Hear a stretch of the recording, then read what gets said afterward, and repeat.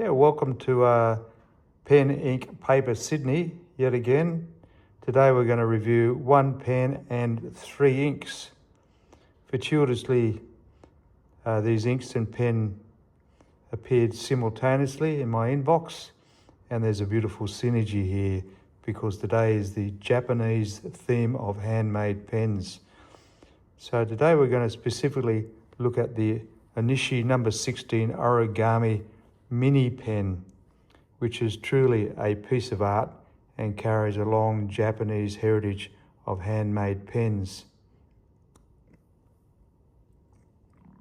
The pen itself is small, light and petite.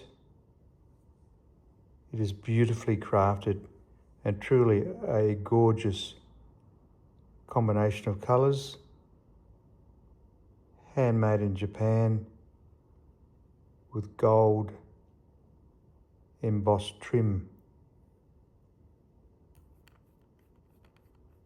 Winds out, and there you have a very tiny little pen because I've got small hands, and you can post it to give it the extra length to make it sit more nicely in your hand to write with it. Yeah, so the nib is gold plated, as you can see, a German nib, Schmidt Iridium point, beautiful embellishment, and the F for the fine point is engraved beautifully in the pen with some filigree. It's got no breathing hole, just one single slit to separate the tines. Beautiful feed, superb manufacturing to classic German tolerances. So the pen itself is quite dainty, unscrews, and comes with a micro cartridge, or you can add a converter, which is what I prefer, which we're going to use in a moment. Beautifully engineered, but more importantly, this pen is hand turned and handcrafted by a Japanese artisan, Mr. Onishi, in Osaka, Japan, and it carries a long heritage all the way back to Mr. Kato Kiyoshi, known as the father of pens and as a generational Japanese pen artisan. So these are the new Iroshizuku inks from our friends at Pilot, which have recently been released to replace some inks they've discontinued. I call them Iroshi inks. These are the 15ml bottles, which I really like. I find the other bottles too large. Beautiful packaging, silver cardboard. It's just, I love the way the Japanese are good at paper, so-called origami, long heritage, beautifully produced. And I also like their bottles, which are also beautifully weighted, elegant size, and crafted with enormous precision and detail typical of the Japanese.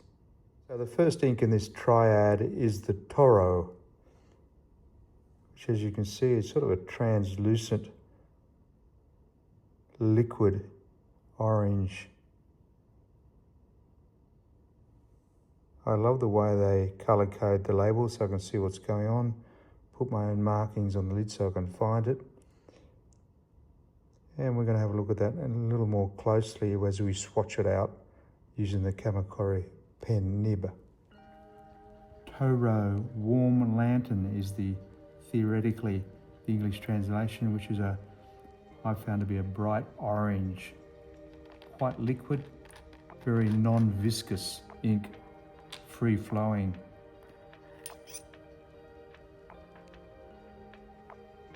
It's almost a luminous orange, isn't it?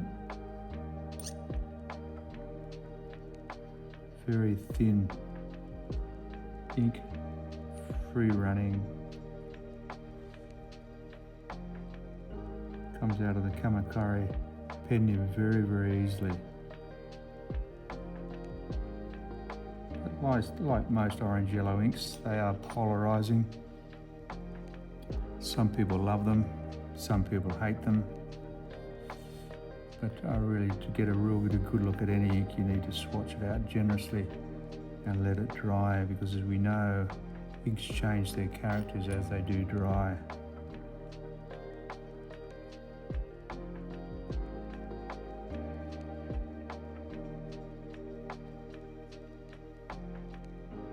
The second ink we're going to look at is the Rikka, which is effectively almost a blue-green teal, and we'll swatch that out on a quality fountain pen paper, Rhodia dot paper, translated as snow crystal, a shade of blue,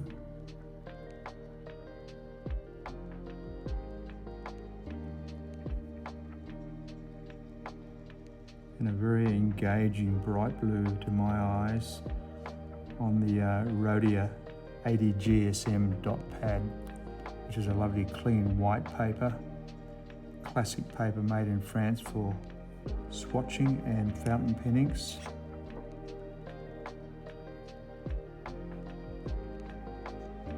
Flows beautifully, this ink.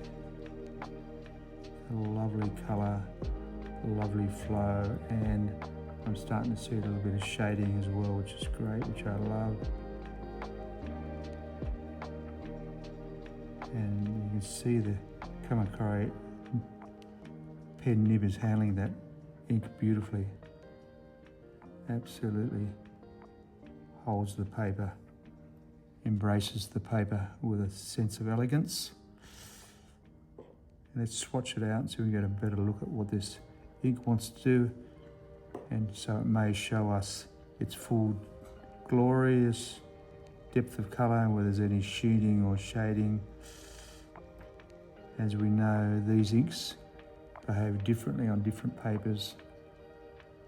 Beautiful blue with lovely shading, flows superbly out of the pen nib. That will be a gorgeous ink for any fountain pen. So the English translation of Syun-Gyo apparently is Spring Dawn.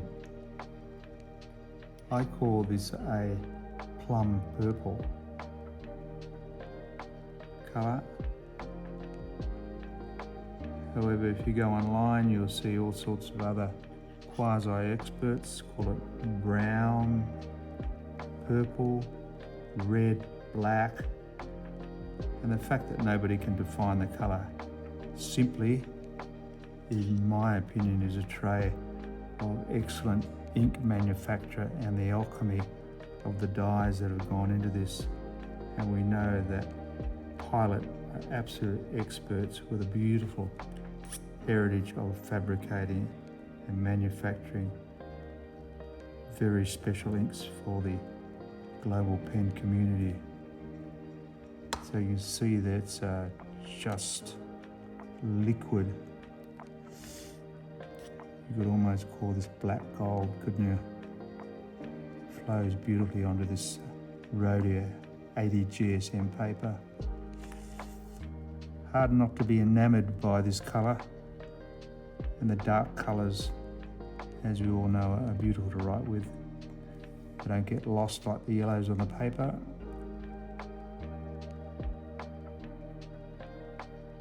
So do I have a favourite ink here? Absolutely. This Spring Dawn is quite exceptional. A little bit of feathering on the edges here, but we'll let this dry and come back and have a closer look at the pigments and the characterisation of the ink.